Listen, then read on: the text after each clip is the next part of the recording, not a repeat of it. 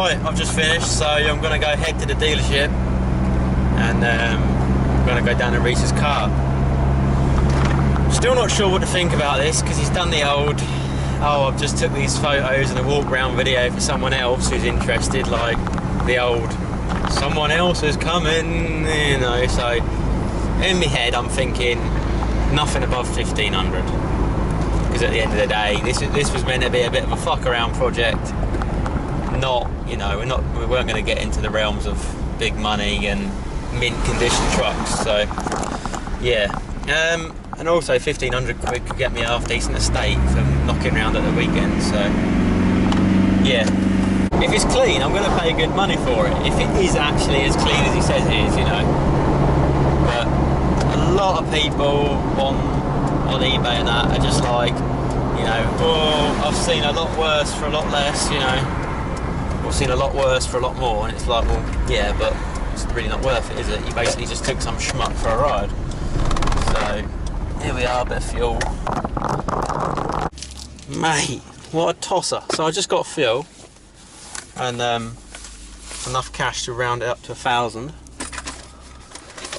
And literally just checked my fucking phone as I walked in the forecourt garage, and he's like, oh, you know, I'm gonna have to cancel. Oh, fuck's sakes. So yeah, ain't going there tonight. He reckons something's come up, whatever. Maybe it has, maybe it ain't. But I don't know. Like I said, I got a bit of an impression that the bloke was like a bit of a time waster anyway, but I was going to go down and see what the crack was, and now he's cancelled on me. So yeah. Alright, what should we do tonight instead? We could seal up the bell housing on that spare gearbox, I suppose. Maybe this is like a sign, I don't know, maybe it's not meant to be. But I see the bloke, the one that I went up in Bourne and looked at the other week, he's put it back up for sale now. He said he wanted 1,000 for it, and then I obviously bargained him down, or tried to, because it was an utter shit heap. And he's got the work done, which he told me before I even said about buying it, no machine, whatever. He was on about MOT is going to cost him 400 quid, right? So he's put it up for 1,400 quid.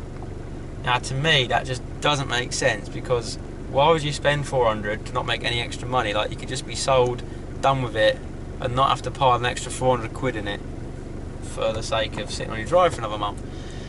So I don't know whether the MOT's actually been done or whether it's just been like fucking sneaky. I don't know, but the MOT thing says it's got a spongy brake pedal and that the front and rear lines are corroded. Well, we saw the split brake line, so you would have hoped that if they replaced the brake line they would have bled the fucking brakes. So, you know, part of me's like, something's dodgy about that truck, like, don't go near it again. But then, you know, like, if it's cheap and it's got MOT now, and say the welding has been done to a reasonable standard, you know, I'm thinking maybe I'll just go up there and, you know, 1,300 quid, 1,400 quid. But then what if I go up there and it's just fucked as it was before? You know, there's no point. It's just a waste of fuel, waste of time. Right, gearbox switch today. Woke up early, I'm going down the field, pulling that bell housing off and sealing that up, leaving it to set while I'm at work. And then I'm going to come back, grab the gearbox, grab 4 ramps, and then come do my gearbox, come switch it out. So no clutch change, no spigot bearing change, no release bearing change. We're just going to switch it, and you know, if the release bearing's fucked, then it's fucked and whatever, but you know, I've not got any new ones, so yeah, perhaps I will just take one release bearing second hand or something, just in case that's real bad, but I don't plan on changing it. Slave cylinder, actually, I think I got a new slave cylinder. So the slave cylinder's new. Master cylinder's been cleaned out, it's all good. Got a motorbike radiator clutch line on it, so yeah, that should be all good. I'm going to remember to do up the centre bearing this time.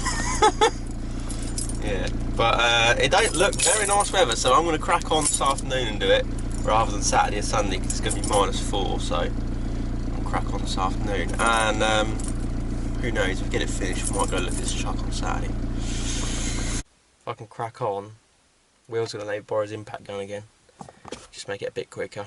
I can get this gearbox out and in, and hopefully getting all the gears.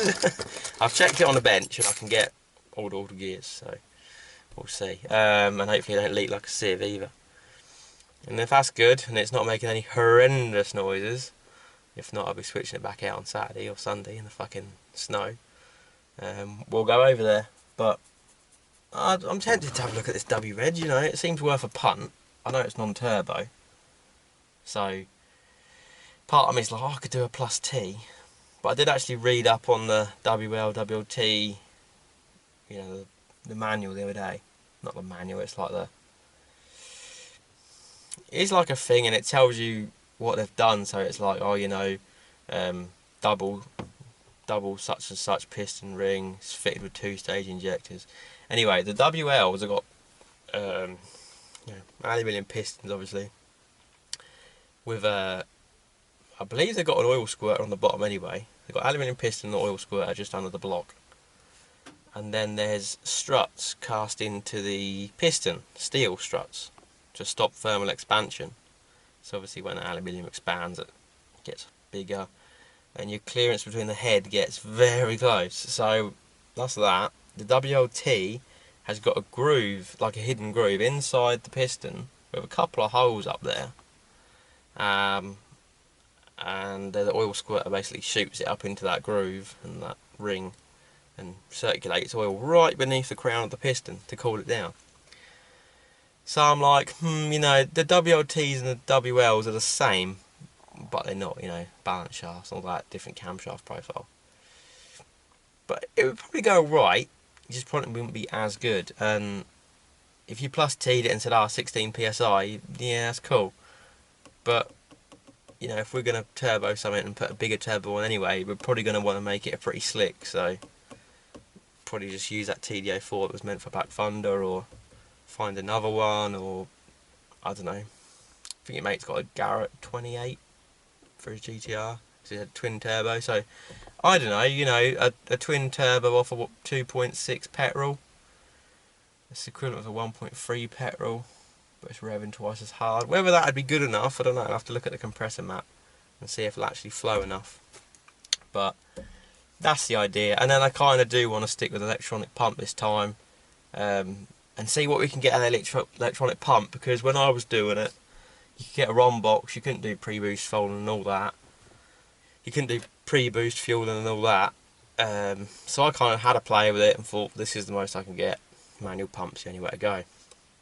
Since then, you can obviously get a RON box with hot start, off boost enrichment, all that stuff. So you can get that, you can get it lugging. So I'm thinking now, let's, you know, it's been a while. It's been what, 2 or 3 years since I've stopped playing with the RON box and moved on. Let's go back to it and see what we can get out of it. And I know people will say about chipping it and mapping and Mark II chipping. I don't know anyone that's gonna be able to, like, you know, anyone could just go, stage 1, bang. But I want someone to say, a bit more timing, take it for a run. Yeah, it's a bit clanky, wind it back a bit. Yeah, that's good. You know, crank up the timing, the static timing a lot, so you can pull away and get some torque. And then once you start getting up there, let's dial it back to something more sensible, you know.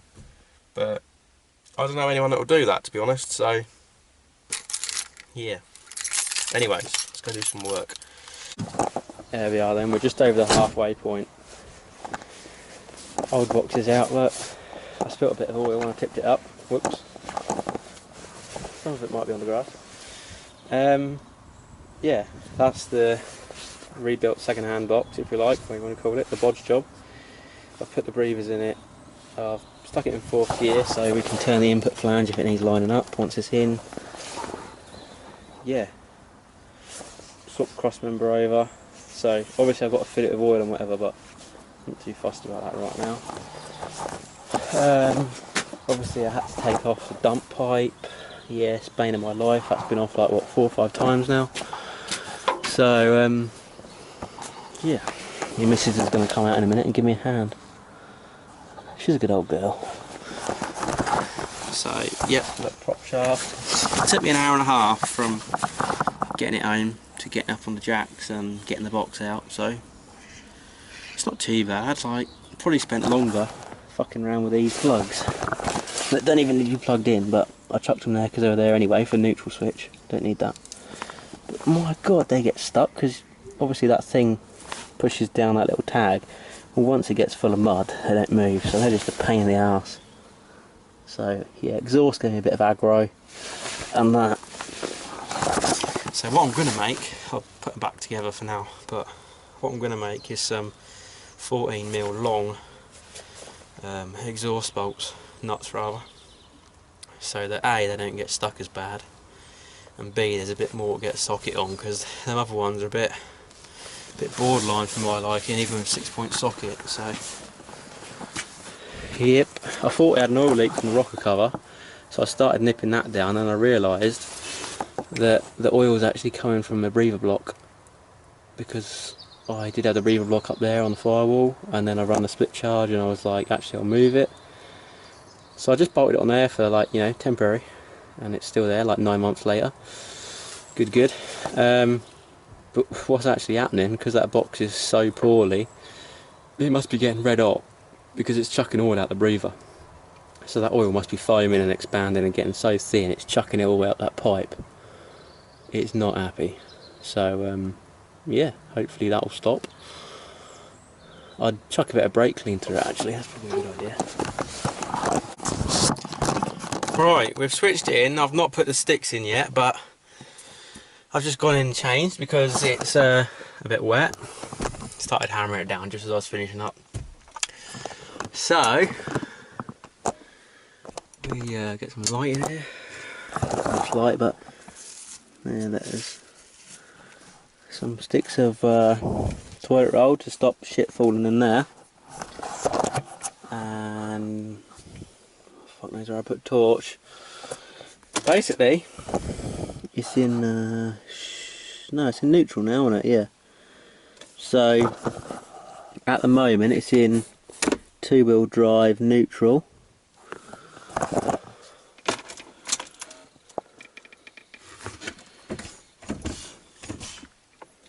Are you ready? Moment of truth. Is it going to sound like a bag of shit?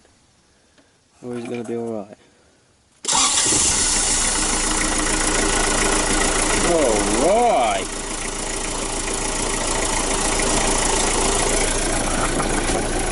I've not got a stick handy. Let's go get a stick then. Well, at least the it sounds horrendous when she's idling. You know, when the box is gone, it sounds really like skatey, if you know what I mean. And you'll hear, like, if the box is fucked, if you're stood next to the truck, you can kind of hear it. And if you go like a ways away, you can, you know, you sort of zone out to the diesel noise, and you start to hear this. It's kind of weird. It's like a clanking. It's not a clank. It's like just an echoey kind of. Let's get a stick and try that.